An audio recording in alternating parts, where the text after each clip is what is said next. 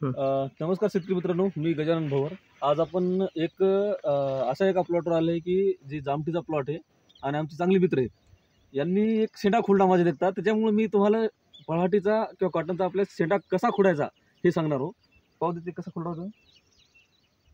नाही आधीचा कसा खुडला होता ते खाली पडला होता ना आपला. शेतकरी चूक काय करते सांगतो तुम्हाला. हे एवढा शेंडा खुडण्याचं काम करते. तर हे एवढा शेंडा खुडायचा कधीच नाही, कारण याच्यामध्ये आता कमीत कमी एक पातं गेलेलं आहे. जवळपास एक घाटरू तरी कमी झालं ना, आहे का नाही. त्याच्यामुळे त्याचं उत्पन्न कमी होणार आहे. शेंडा खुडताना कधी पण खुडता वेळेस काय करायचं, ज्या टायमाला हा आता उंची जास्त आहे, जास्त उंची आहे, पण शेंडा खुडताना येणारा जे भाग आहे जे की हा वाढणारा भाग आहे, हे जे काय इथून वाढणार आहे, तर हे खुडायचं करायचं इतका.